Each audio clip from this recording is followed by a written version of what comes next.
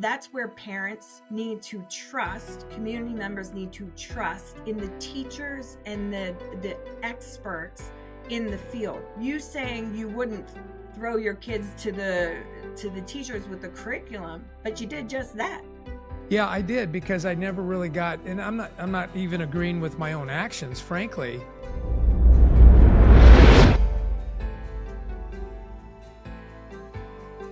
Hey everybody, before we jump into today's episode, we'd like to recognize all those who make this podcast possible. The Lead Today show is supported by all the generous donors of the Lead Today community. Thank you so much for investing in shaping leaders through this podcast. And be sure to like and subscribe on whatever platform you are watching or listening today. All right, let's jump into the podcast. Ladies and gentlemen, welcome back again to the Today Count Show. We've had a lot of really good podcasts lately, and today is no exception. I have with me Dr. Kristin Meyer, but I want to tell you a little bit about this podcast before we jump in as a way to convince you to listen in, because even if this doesn't, you think that this topic that I'm about to unveil doesn't impact you, you're wrong. It impacts every single one of us who live in the United States and beyond. I have with me Dr. Kristin Meyer, who I met on a river cruise in France. Oui. Yeah, when was that? When was that, Kristin? October of 2024, last year. Yeah, seems like a whole lifetime ago. We met on a river cruise down at the dining area, and we got into a discussion. It was very interesting to me, and I asked her then, and I followed up. I said, I would love to have you on the Today Count show to talk about what? Well, to talk about, I'm going to call it a crisis. Now, Dr. Meyer may correct me because I get kind of fired up on this topic. And I do want to qualify some of the things. What we're going to be talking about is learning disabilities. We're going to be talking about how we as a nation, states, counties, independent school districts, how we deal and help or don't help families who are trying to navigate helping their kids learn and grow and thrive, all of those kinds of things. I'm going to start off with this. I think you told me, Dr. Meyer, I think you told me, at least in so many words, give or take, about 20% of families have to navigate this issue of learning disabilities in their home, and we seem to be ill-equipped to know how to deal with it, either intentionally or unintentionally. I don't know what. Where would you take the conversation from there? Yeah, Jim, across the country, 20% of our families represent special education disabilities. And what that means is there's 13 identifiable categories in which families, their students would fall under in those categories. And yeah, it's a Wild West, as we would like to explain it, because like you doing your industry research and understanding, that's what you dedicate your life to. That's what I dedicate my life to. So a parent, when their child is first diagnosed with a disability, it's mourning the loss of a typical child per se, and learning how to support your child in a system that is underfunded, broken in many ways, and not able to support kids at the level of intense nature that many of them need. So for parents, it's very overwhelming to understand, first, what their rights are as a parent. Second, to understand what a public school even offers their child. And third, how to get the most support out of public education in order for their child to be prepared to be functioning members of society in adulthood. And so when I say a typical, we're now just navigating their new normal. And I always say there is no normal for a family. Every family is individual, crazy, and we all have that aunt somewhere that we'd Yeah. like to never show up at parties. But when it comes to special education, there is still a lot of not just red tape, but there's a lot of shame, embarrassment, a lot of secrets behind it still. And families just don't know where to turn to. And that's how I came into my role as an educational consultant advocate. In my career as a special education teacher, I taught high school emotional support, which encompassed children with anxiety, depression, suicidal ideation, addiction, for over 17 years. And then I transitioned into an approved private school that is partially funded by districts and then partially funded by the state, and was a principal helping children on the autism spectrum and with an emotional disturbance categorization. And what I found in all of my tenure in these careers was that I was calling parents after hours to say, this is what you're missing. And this is what I have to tell you no, because you're not saying the right words. You're not asking me for the right information. And it's a game. And it's a hard game to play if you don't know. And add in that emotional component. You know, when you're cheering on your Detroit Lions, you're cheering on your team, and you know what plays should be called, but that's because that's your home team. Parents don't know what the home team rules are, and they're not educated in it completely, and it's not their area of specialty. So for people like myself and other advocates out there, that's what we pride ourselves on: educating and empowering parents with the information and knowledge they need to get their children the best access possible to special education services. Well, that's exactly why I wanted to have you on the show. I mean, not only have you served as a teacher and administrator, but you're the co-founder of your organization now, which is entitled the Reach Group. You earned your doctorate in this vertical, this concentration. Mm-hmm. And I just, I can go all the way back to even remembering in middle school and high school. I can still remember my parents in the hallway talking, or maybe through the bedroom door, and frankly, adult conversations in other venues where they would say things like, "Our school system seems to be set up for the middle of the road, a student, and the rest are kind of, again, knowingly or unknowingly, kicked into kicked to the curb." And I know that, in my past, I have served as a youth minister, a youth pastor, and I have seen that, when you surround yourself with hundreds, if not thousands of kids, you get exposed to those numbers. You get exposed to that. So even though 20%, slapped me in the face when you told me that, the more I began to rewind my experiences, I'm going, yeah, actually, I think that's kind of been my experience. Even with kids who were afraid to read in public, for example, it went beyond stage fright to actually being exposed to struggling with, which makes it even harder to read, right? When you're trying to get through your dyslexia or whatever that might be. Now, just 2 days ago, because I'm getting older, Kristin. I know you can't tell, but I'm getting older, and I'm knocking on the door of that big 6-5. And so Medicare is coming to town in our household. And I had a younger friend of mine tell me almost exactly what you said, is that when I start speaking with these Medicare consultants and whatnot, he told me what to say and what not to say. And it had nothing to do with legal or illegal. It had to do with meeting needs, that I had to learn actually how to communicate what my needs are. So I really connected with what you were saying when you were talking to, talking to the parents.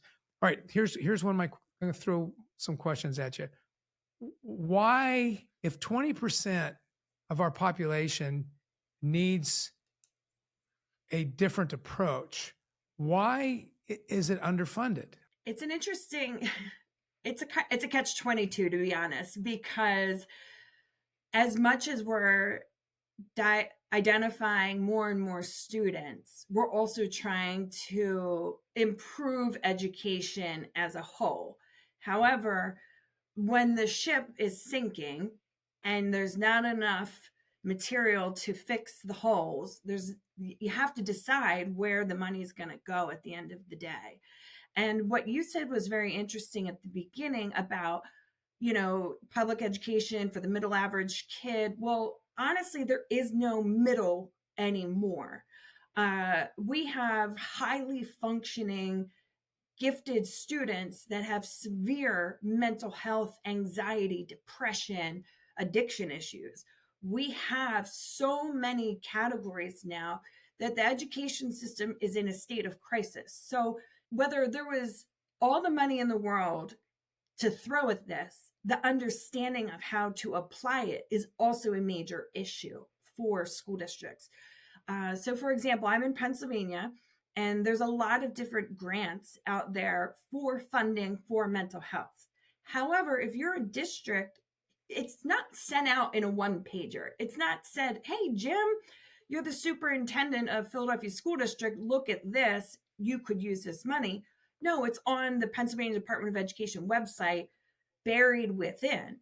And the timeline it takes to understand the new grants and funding that is available, and that's not just Pennsylvania, but across the whole country, takes administrators 3, 6, 9 months to apply, access, and plan for this. And we're in budget season right now for school districts. So anything that's coming at us now is nothing that we can use tomorrow. The money and Pennsylvania is one of the most litigious states in the country, and it has one of the highest populations of special education in the country as well, for a multitude of reasons. But what we're seeing is access and application of funding is the biggest hindrance to districts everywhere, because people just don't know how to get it, and there's so much red tape. Not only that, once the funding is given, because the numbers are so great, the decision of how to apply that money needs to come into the topic of conversation. So if you're in a more affluent district, do we hire a professional or do we outsource those professionals? How do we use that money? And it comes down to board decisions, and boards made up of school boards across the country have become politicized to such a degree.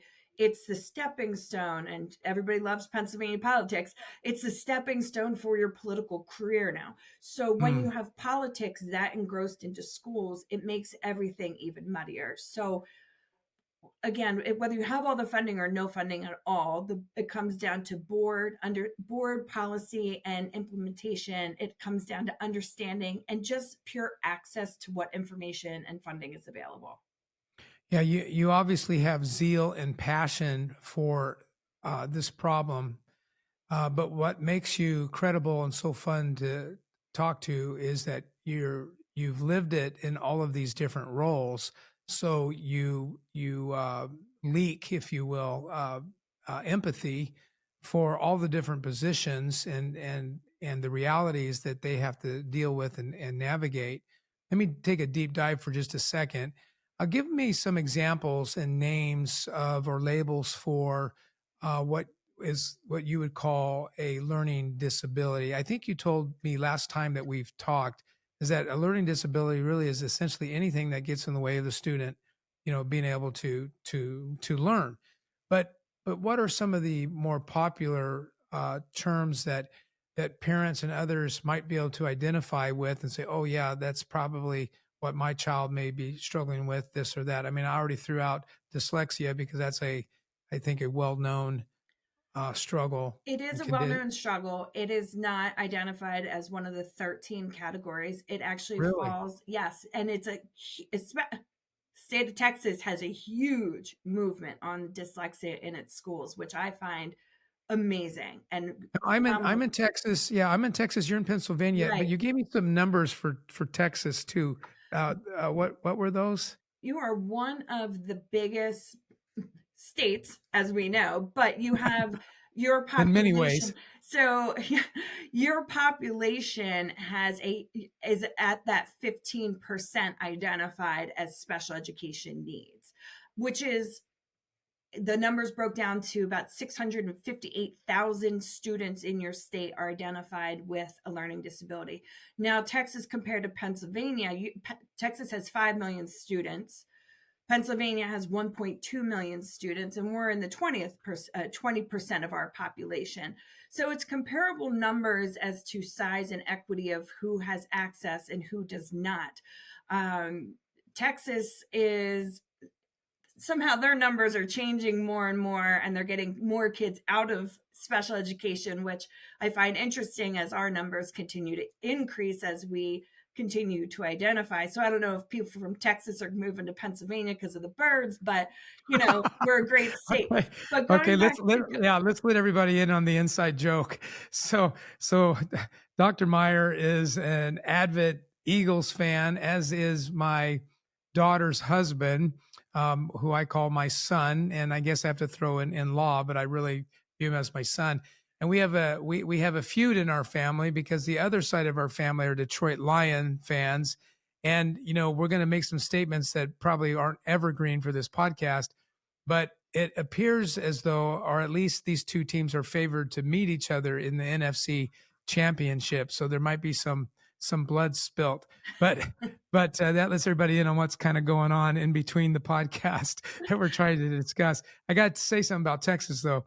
Yeah, obviously Texas is big with land mass and in population, but a friend once told me that we're also big in our heads because Texas is a state of mind. And I really liked that idea. I'm still kind of new to Texas, 7.5 years now, but I'm starting to fit into the saddle pretty well and feel it pretty well. So we left off where you mentioned 13 categories. Right. You don't have to rip those off, but give some examples of maybe some of the best known, or we maybe our high have heard flyer before. ticket items. So Yeah. the number one identifier that many students fall into the category is called specific learning disability. And this is a disorder in the area of one or more basic psychological processes are involved, and it can impact the student's ability to listen, think, speak, read, write, and spell. And that's the dyslexia, that's the dyscalculia, the dysgraphia, auditory processing disorders. Speech and language impairment is the second category, in which we see with a lot of our younger kiddos. And now, post-COVID, we see a lot of the speech and language impairment, audio and auditory visual processing is in such an uptick because this younger population was were COVID students, COVID babies. Always in the news, always in the know is autism. And that autism spectrum, and it's really an umbrella. You can have children that are on the autism spectrum that appear and act almost very typical, but have autistic tendencies and do have an autistic diagnosis. However, you have the other extreme, which is where I was a principal, where I had students that were either extremely nonverbal and had extreme behavioral actions, to the other spectrum of the highly intelligent with autistic tendencies, lack of eye contact, social inabilities, and things of that nature. So autism, everybody is aware of. Intellectual disability is just that. It's children typically with Down syndrome, an IQ of under 70, and that would identify you as intellectually disabled. Another major category that is presenting itself again more post-COVID, something in my early careers that was not typical is emotional disturbance. So I've been in the game for almost 20 years now, and my first assignment, I had a student that was in 5th grade diagnosed as emotionally disturbed, and it was a rarity that in 5th grade this child was diagnosed. It is such a typical diagnosis now that I have to explain it to parents because emotional disturbance sounds scary. It has a negative connotation, but what emotional disturbance encompasses is anxiety disorders, depression, bipolar disorder, PTSD. And people don't understand the impacts of abuse in the home, divorce in the home, broken families, homelessness. All of these trigger PTSD in our kiddos, which is now being identified on a much more regular basis. So my thought is always when a parent comes to me and says, "Oh my gosh, they want to diagnose my child as emotionally disturbed," it's okay. It's not a negative. It is just identifying that your child has an emotional dysregulation. It's not a disturbance, a dysregulation, because anxiety, depression, PTSD is all treatable and supported through therapeutic measures and the right access to education. And that is very important because when a child has an IEP, an individual education plan, and they are diagnosed with anxiety, depression, PTSD, and they fall under that emotional disturbance ED category, we can program better through counseling supports, adjusted schedules, more intensive learning opportunities that allow them to be successful through their education and into adulthood. Other health impairment is ADHD, diabetes, Tourette's, kind of clinical diagnosis like asthma, things of that nature. Then we have orthopedic impairment, visual impairment, hearing impairment, deafness, and then multiple disabilities. So those are our kiddos that might have cerebral palsy and a severe intellectual disability. Those are our more intensive classroom settings that, in my experience, unless you're a super seasoned teacher, we put young teachers in there. The burnout is high, the inexperience is high, and you are dealing with probably one of my ultimate favorite populations of kiddos, because I view our kiddos with MD and any child with any kind of severe disability as angels on the earth. Like, they see the world through such a different lens, and they show us able-bodied people, we take life for granted too much. I mean, these kids are working at their best. And so a multiple disabilities category is a much more severe needed child needing support. And another category is traumatic brain injury, TBI, which is our concussion kiddos, accidents, things of that nature, strokes. And I had a lot of TBI kids in my program. That traumatic brain injury does cause severe emotional dysregulation as our kiddos get older. So although there's 13 categories and there's a lot of subcategories, I can't say that there's one that outweighs the other. It's really demographically where you're falling in the country. In our state, we have a huge population of specific learning disability, and then a secondary category of that, autism or emotional disturbance. So it really varies state by state with where each category kind of teases out in their numbers. Yeah. So what you triggered for me there was, I think, three things. Let's see if I can remember them. That's part of the 65 thing, coming on me. One is I'm interested to know, because I'm sure that in your education, you've got a lot of psychology background. We all understand in a layman's sense what IQ is, but how is it measured and can it be developed? That's one question that I have. And why is dyslexia not part of the 13 categories? And then the third, and I'm glad you're writing these down because I'll forget it.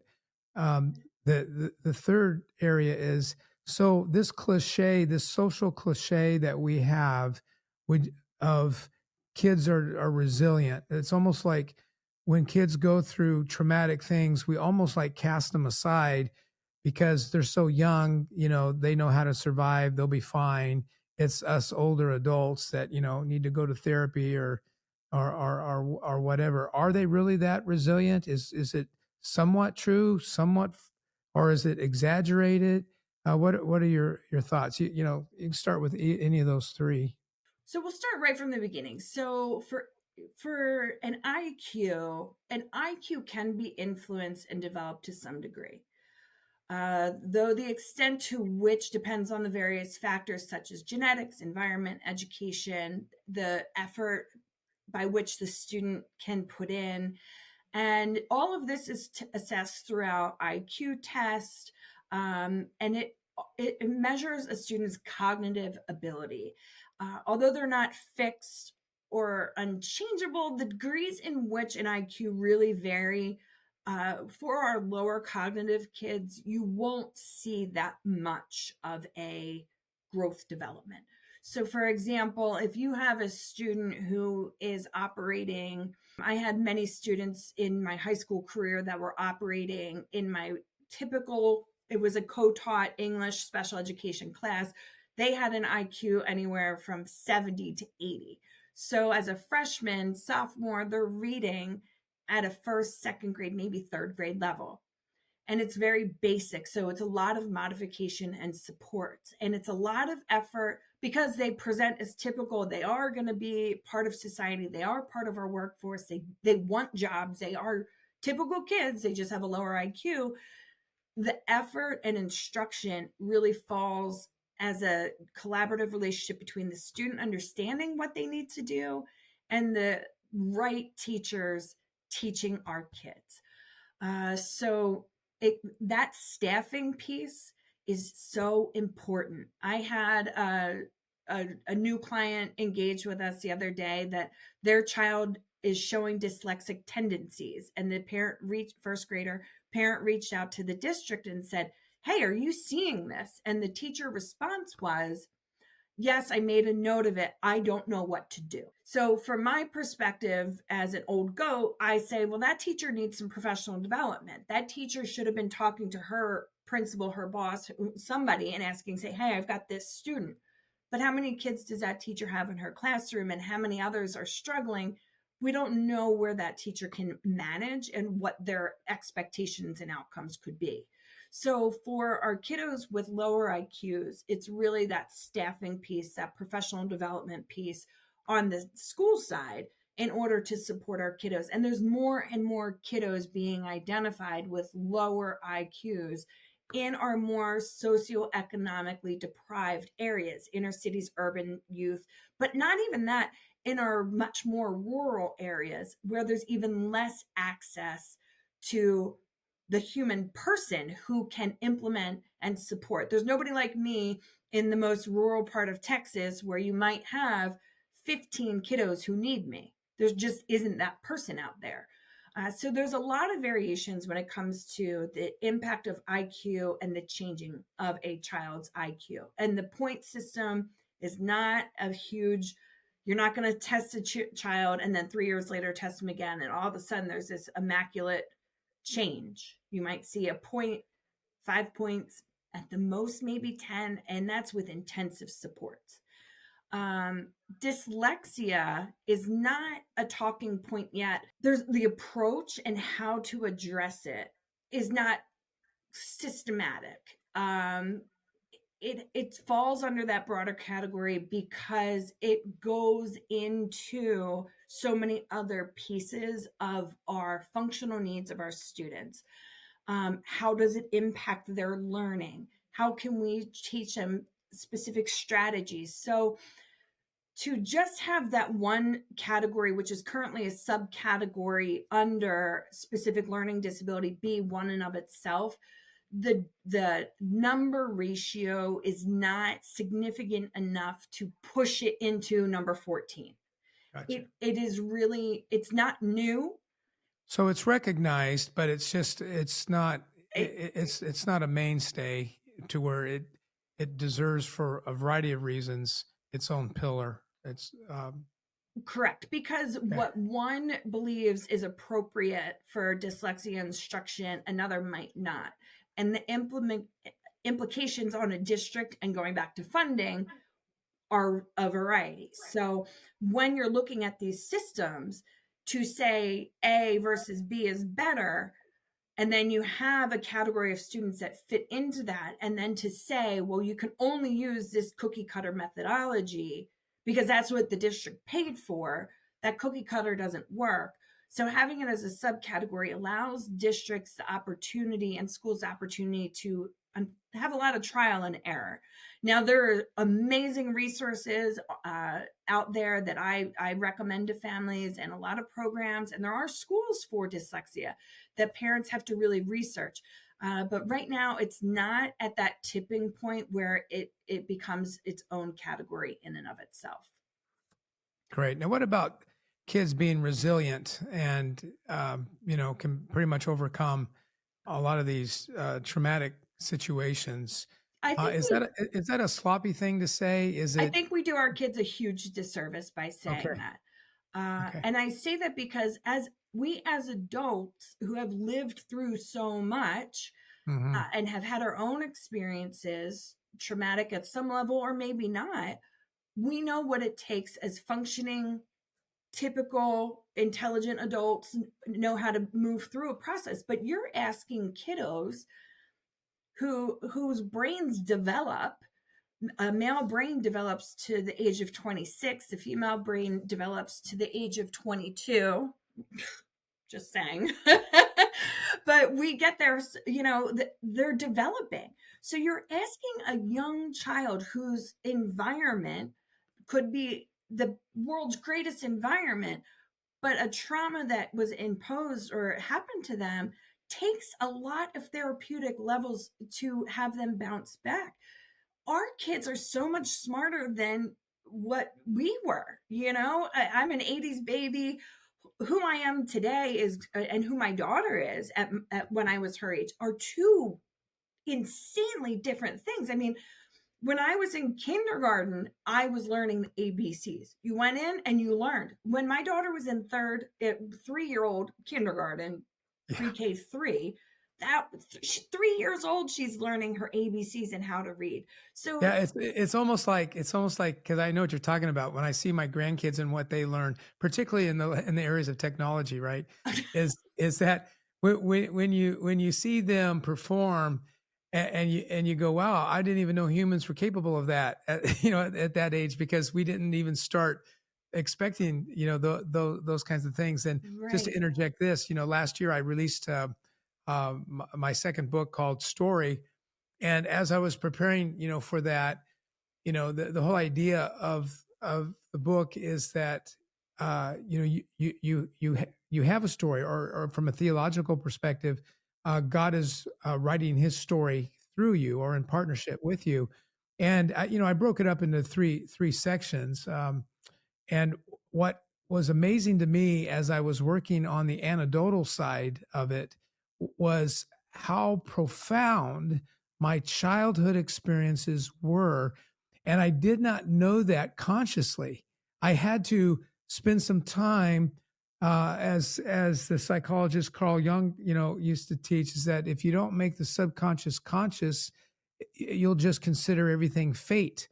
And so a lot of the work, that we do is pulling from our subconscious so that we can be more intentional, deliberate, and even provide some self therapy and bringing some understanding, to it. So, that's really good. Hey everyone, we're going to take a brief break from the podcast to let you know our very own Jim Piper has released a brand new book called Story, The Art of Learning from Your Past. Everyone has a past, but not everyone learns from it. Jim unpacks lessons in this book that help leaders and learners understand the potential our past has to impact our present and our future. Be sure to grab your copy of Story where books are sold. All right? Let's get back to the podcast. Can we change course here for a second? I'd like you to do some coaching. Okay. And I'm thinking of three categories. And we didn't talk about this last time, and I thought that was a big miss by me. So let's throw some strikes here. I'm thinking of three categories in this topic. The first just going to call leadership, and that can be anything from the political realm that we talked about, the school board, even higher, right? Um, to the administrators. So I would just kind of lump them all as leadership. I'd like you to give some coaching tips to them in regards to navigating this issue. The second group I would call the practitioners, the teachers, the people that are actually hands-on working with the kids. And of course, the third category would be the parents. So maybe if you could, start wherever you'd like, but what are a few encouraging tips, some questions for them to ask, however you would position them. I think this would be really helpful for us to hear. I appreciate you asking that and wanting to touch on that. I have the honor of being in the Pennsylvania Department of Education's fellowship program, where we are researching policies and writing proposals for a variation of needs and gaps in research that we're seeing. And we had a phenomenal leadership presentation the other week, and a colleague of mine from my old high school, Leon Brown, who was just voted, Leon Smith, I apologize, who was just voted Teacher of the Year in the state of Pennsylvania. He really spoke to what leadership at the practitioner teaching level looks like. And what that looked like for him, he loves being a teacher. But what that looked like for him was that continuing education of understanding the laws and policies that are currently in our state and being proactive and reaching out to our administrators to make them aware of what is happening at the state level, while educating the administrators and his colleagues about what is happening in the state of education, what he's seeing at that legislative level. As a fellow he was in the Teacher Plus program, fellowship program. I'm in the Pennsylvania, the Department of Education's fellowship program. And what we're doing side by side is really looking at what legislation is trying to do. And the most important takeaway for any administrator and teacher is to have that communication with their local legislation. Reach out, talk to your senator, talk to your council members at the very basics, talk to your board members, make them aware of what you're seeing and what trends you're seeing at your home school. Bring it back to the politics and say, this is what's happening in my home school. Our superintendents have their local legislators on speed dial in many cases, and they really talk to them about what they're seeing in their community and what the needs are. So from the top down, being involved in all of the legislation and the politics in an bipartisan way is what really needs to happen. Because again, like I said earlier, politics has seeped so heavily into our educational system that we need to pull it back again. We need to say and keep it child focused, not my child who might be going through a transition of life, not my child who identifies as one way or another, but children as a whole, the whole student, whether they're boy, girl, or other identified.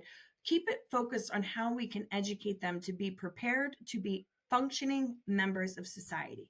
How can we treat and teach functioning members of society, small versions of us to become big versions of us, while keeping a moral compass and code? And professional development is really where that can take place. So many districts offer professional development and how to focus on so many different variables. But I think if we approached it in a more cohesive manner and really communicated not just with our teachers, but with our community members, not just in the community we live in, but teachers come from communities all around the districts they support.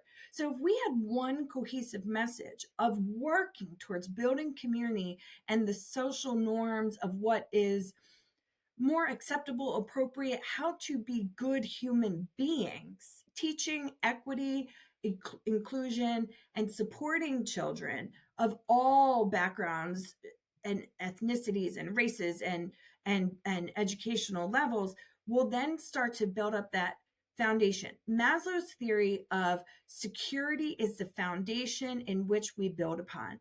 And right now, our foundation is crumbling and the systems are falling down on top of it. And it's not because our administrators aren't passionate. I have phenomenal administrative colleagues, but they work for a budget and a board. So for my role as a consultant and a family advocate is to say, I know what you have to report to, but this is where the gaps are for this individual child. And yes, it does impact your bottom line, but we need to look at the whole child. So I think from the leadership perspective, it's really having administrators talk to their teachers and say, how can we support a cohesive child community atmosphere where we're all rooting for the same team. I joke, my husband jokes because he's not an Eagles fan. But when you go into, Oh, when you didn't tell me that. You didn't tell me you, that. he's not, Okay. he bleeds green when I tell him to, but he's not into Philadelphia sports because he's not from the area. But he jokes around that when you go into the Eagles stadium, we all collectively hate the other team together. And we are so unified on booing everyone and everything, including our own teammates, until we have that win. But we're unified because we're on And the the same, we referees. want to, oh yeah, we have no problem with that. But Everybody when we hates the leave the zebras. parking lot, we have no problem honking horns and getting mad at each other for the fact that you cut me off. So Especially in Philly. yeah. So what I'm saying is, like, from that, apply that to education. Let's all be on the same team. And when we leave at the end of the day, let the other person cut us off and not give them the bird, but rather cheer on the bird together. So I think that building our strong foundational safety, security from the teacher perspective, teachers don't feel safe in schools anymore. I mean, that was one of the pieces of my puzzle as to why I had to walk away from my different roles. My own safety and security was not there anymore, and it wasn't available for my family. And so if teachers are feeling that, and our students are feeling that, and I know administrators are feeling that, what can we do to create a safer foundation for our schools again and bring it back at the community level to then spread across our states? Now, what about parents? Did you address that? Parents are the backbone of everything. And I'm starting to see a trend, but it's very small. And I said this to you before, parents need to parent more. Back in the day, I was afraid of my teachers, and whatever my parents said, like, go talk to your teacher, you handle whatever the consequence is. My parents allowed my teachers to discipline and to provide consequences, natural consequences. Whereas teachers parents, during my teaching tenure and as a principal, parents sided with the children and discredited the word of a teacher. And they taught that to their children. And so I would have students come to me and say, "You can't say that to me. My mom's going to threaten your job." Okay, cool. Thank you. You're 15. So I think parents really need to give the job and the teacher the respect that they deserve and need. Teachers are the most educated individuals in any industry. We have to have a master's degree. We have to be jumping through different hoops in order to get tenure. People make tenure seem like, oh, they have tenure, so they're protected. If you don't get tenure, you don't have a job. So if you, in the state of Pennsylvania, you have 3 years to get tenure, and in that 3 years, you have to get a master's degree. And you're asking this of 20-something-year-old students or career changers. So not only are they learning a new job, but they're going to school at night to keep a job that they might not be guaranteed to get. And so parents need to give the respect back to teachers, to understand that their teacher sees their child 75% of a week.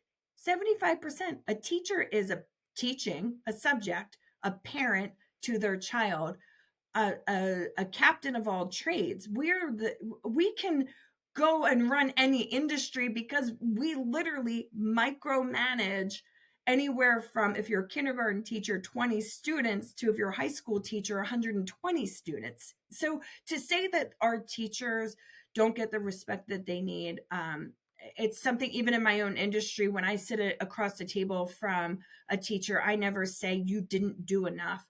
Teachers are the backbone of education. They're doing everything they can with the limited abilities that they are afforded. So parents need to get back on the bandwagon that teachers need and should be looked upon as we look at our, Jalen Hurts and the football players of the world, because football players' contractual days are 200 days in a calendar year.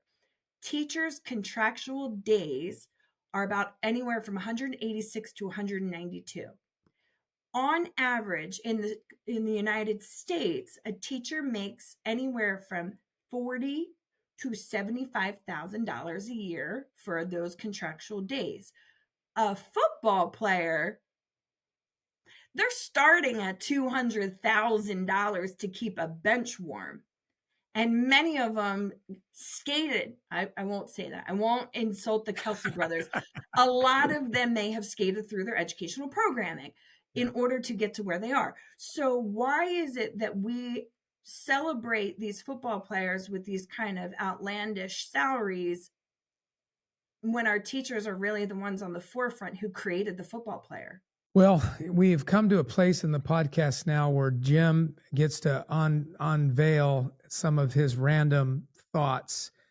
And I try to be fair, but at the same time, I want to voice these things.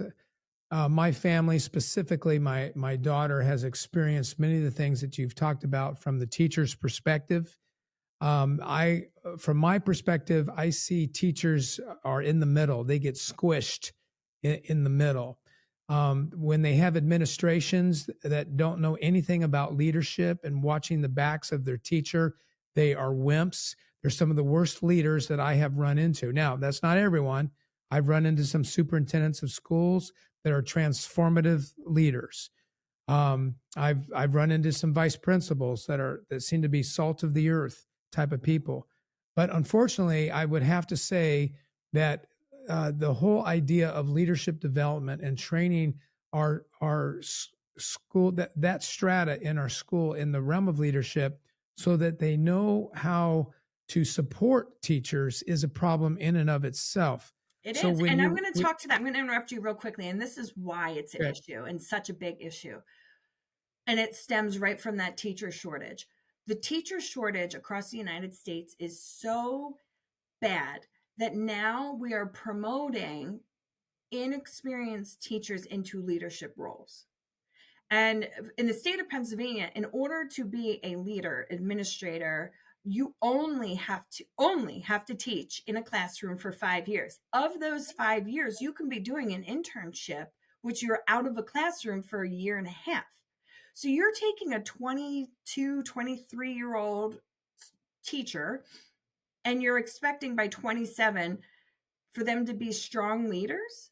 And you expect teachers, seasoned teachers, to report to somebody old enough to be their child. And that's a lot of what is happening with administration. In the state of Pennsylvania, we're trying to change that law to be a minimum of 7 years. And myself, I've seen it as a teacher. I always had phenomenally strong principals and leaders who were able to identify teacher strengths, which is how I ended up in my role in special education. My principals saw my strengths with emotionally disturbed kiddos and put me in that opportunity to really expand my passion for that program. But then I have also worked with very inexperienced administrators where they have done more damage than good in every facet, from teacher relationships, parent relationships, student relationships. So I hear what you're saying and I agree.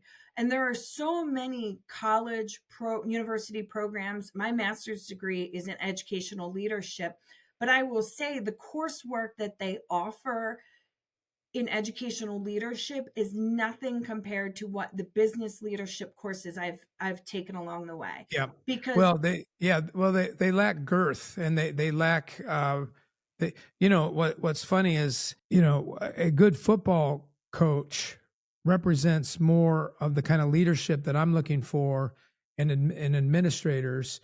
I'm not saying in every way, right? But in a lot of ways, enthusiasm, personal accountability, personal high fives, personal understanding that people fit in different places and have strengths here and there. And of course, as to what you were saying, what does a team look like and how are we aligned?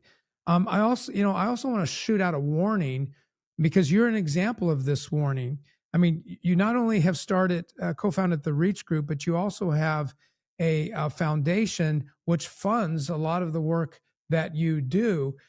Money is a source. It's not the end all. and you've not allowed it to be an obstacle for you to pursue your mission. I think if the independent school districts don't learn that pretty fast, as well as the government, they're going to learn that capitalism will take over. We will find solutions to help these kids.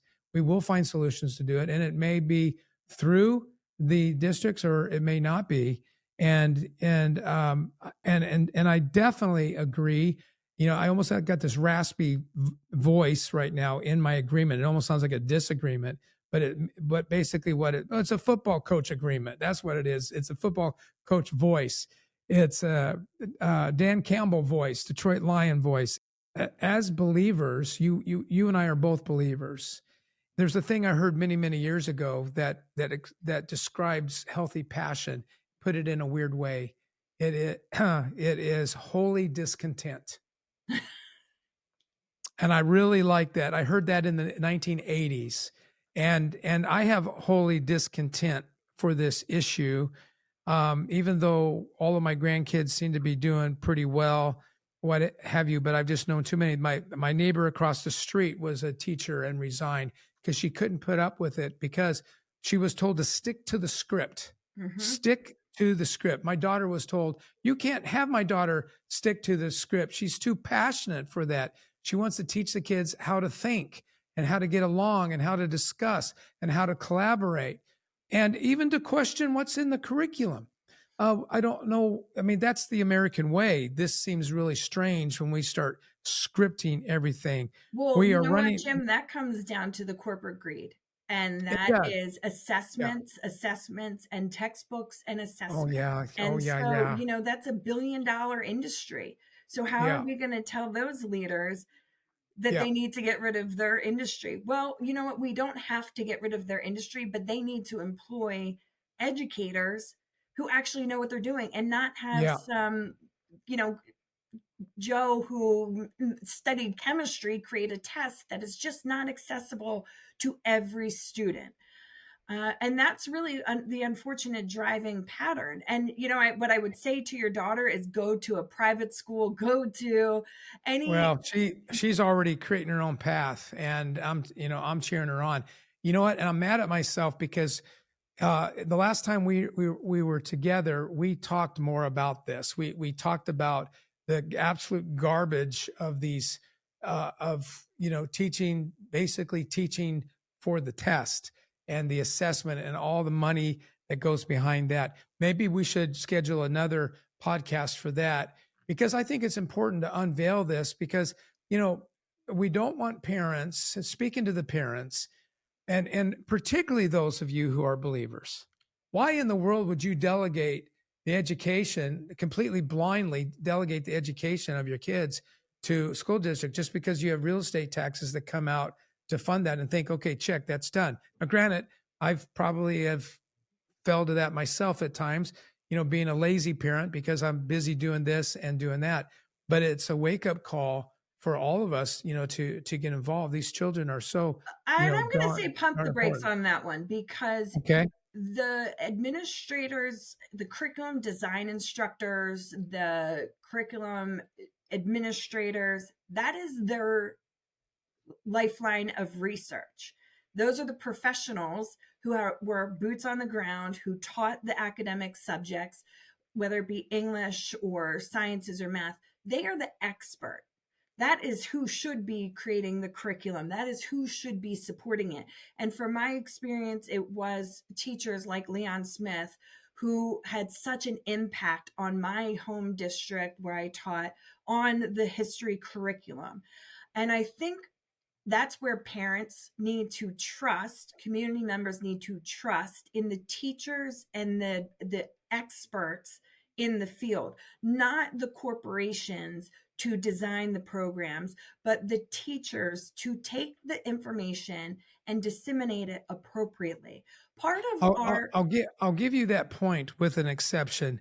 I don't believe in blind trust. I would say trust but verify. And what I mean by that is, of course, if you have education in something that I don't, I'd be an idiot not to lean in your favor.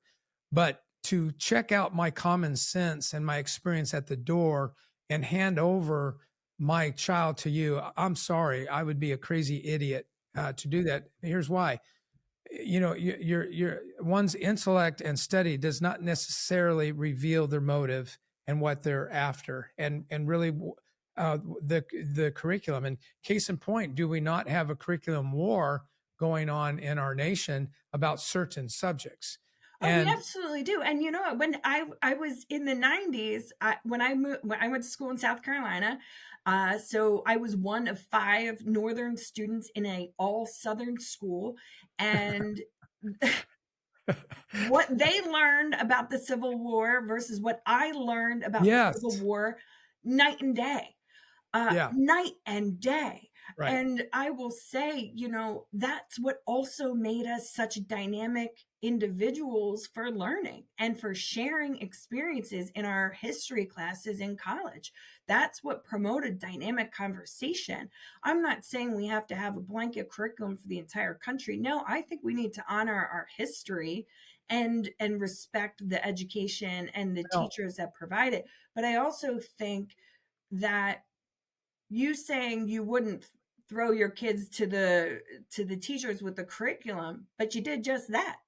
Because I don't how's think that? you I mean, were you asking about the curriculum for your kiddos back in the day? Did I or wouldn't I or Did what's your you? question? And if you were in the No, situation, right. So no, I didn't. you gave that trust factor over, you believed in the system.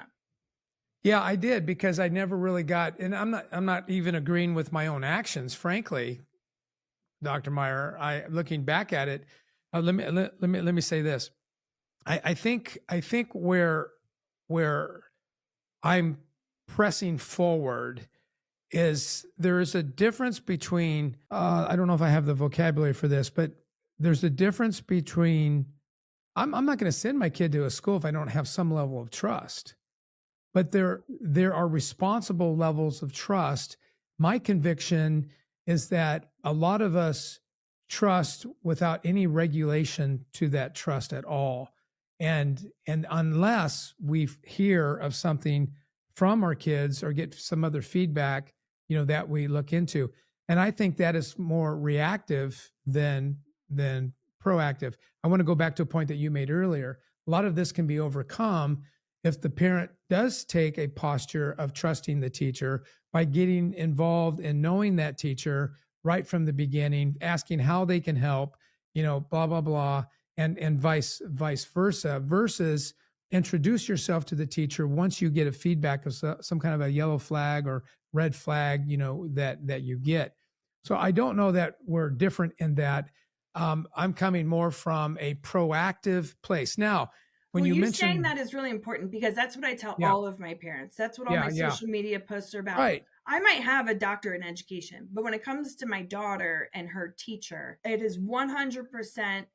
I say to every new teacher every year, I might be from an education background, but I'm here to learn from you. I want to support you. So if there are any concerns, questions, or anything that you have, you're the expert in your curriculum and your classroom. I am not. So you Well, come it's just like psychology, right? I mean, you got people who go to school, they work really hard in psychology, they develop products, and then those products, because they don't know how to develop products, or I should say how to market products, then business gets involved and they water down the products and they they bully the research and the education and all the work that's put in it. And then they put out crap because they don't know what they're talking about, but they make a ton of money.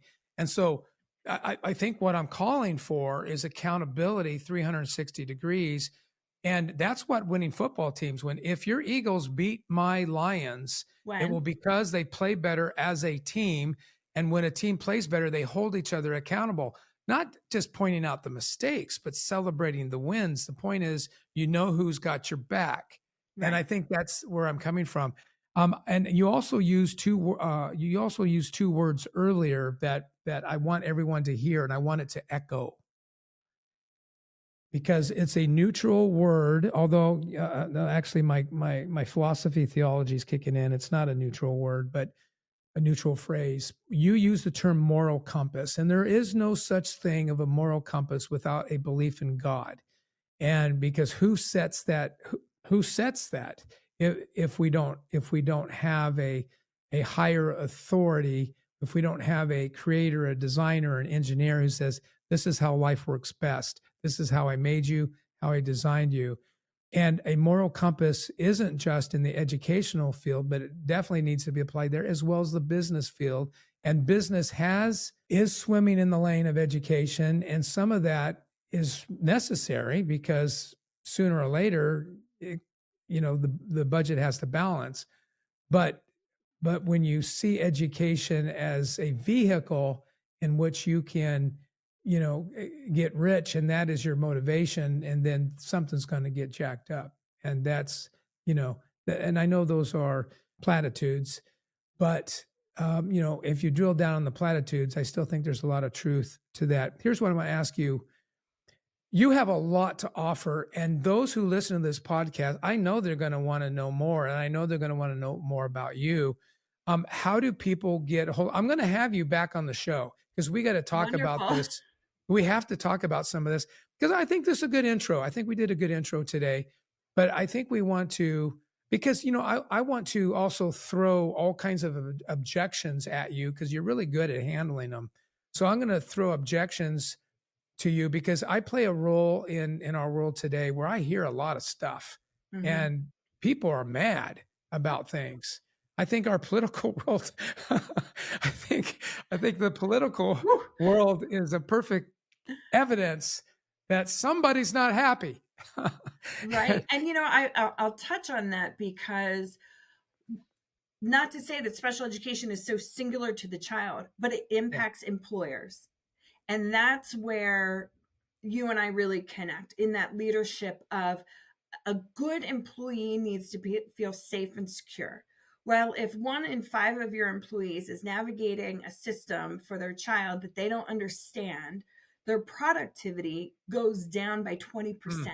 And for some families, their navigation of a system could take 5 hours. We have clients where, for me as a professional, it takes me over 50 hours to navigate, and that's my role. So if you're not having the support of an educational consultant, what are you doing? You're missing a lot of work. And a lot of parents end up losing their jobs because of that. And then employers are looking to replace those employees. So it's not just a systematic failure for our kiddos, but we're failing industry as a collective whole. When you have a phenomenal employee, I have a client right now, she was put on leave because her child's emotional dysregulation has impacted his behavior so much at school, he can't be at school. Yeah. So now we have our workforce being incredibly impacted by this. So okay, yeah, Kristin, we're gonna have to come back because I got to get on to my next podcast. But I love you, and you know what I mean by that. I appreciate you, Jim. Thank you. And we podcasts that talk about real things help people, and they do well. And I think that there's so many other areas that we can explore, from this nucleus, that we've talked about. And I'm kicking myself because I see a big note here to talk about what we towards the end started talking about, because I'm pretty fired up, about that piece and want to get to know more. But I know that you are located in Philadelphia, and I know that's where, your concentration is. But I think that your brand is bigger than that. And I think that people will want to reach out to you. You'll have to figure out whether that's a win-win or not. But how do people whether they're a school superintendent, a school board member, who knows, maybe somebody running for mayor who wants to change things, even a parent, who knows, how do people get in touch with you? How do we do that? And then I'll need to sign off, and I'll circle back and schedule another time for us to continue this discussion. Sure. Well, actually, Jim, since we last spoke, we have moved out of the state of Pennsylvania. We are able to support families pretty much anywhere they are in the country. We have clients in New Hampshire, New Jersey, Delaware, Maryland. So we are really expanding our reach, which plays into our name very well. And that is our goal, to help every family reach their highest potential. You can find us at thereachgroup.net. And that is where you can schedule free consultations. We offer free consultations to families so that they get the most support. And if families are not getting free consultations, that is not the right consultant for them, because every family deserves to be heard. So it's thereachgroup.net. And then you can find out more about our foundation, where we offer our scholarship to families at risk and who might not have the financial means to access expert advice and supports. So our foundation is a huge passion of ours. We believe in supporting all families, and we want experts to be able to guide families through their level of needs. And that is a huge passion of mine. And that is where we really hope to grow and develop further, because there are nonprofit foundations out there, but everybody's fighting for the same money. So we're really working towards those corporate sponsors, those private donors, to build out our 501(c) in order to have more of a reach throughout the communities we support. And that information is also found at thereach.net. And if you want to get in touch with me, it's super simple: Kristin at thereachgroup.net. And I'd love to hear from you. We'll happy to schedule any kind of consultations and calls with any leader, any family, anybody who needs support, help, or direction. I am more than happy and willing to offer that. Maybe we can get a superintendent of schools on with our next podcast and throw another argument in the pot and see how many times we can offend one another as we try to get to the truth. And the last thing I want to say is the reason why you are successful and you're going to continue to be successful is because rarely do I run into a business person that has such a clear mission. So just keep on, keep it on, and I will circle back. Oh, thank you so much, Jim, for this opportunity. It's great to see you again. Thank you for joining us here at the Today Count Show. Be sure to like and subscribe on whatever platform you listen or watch so you don't miss any content. And stay tuned for more coming soon.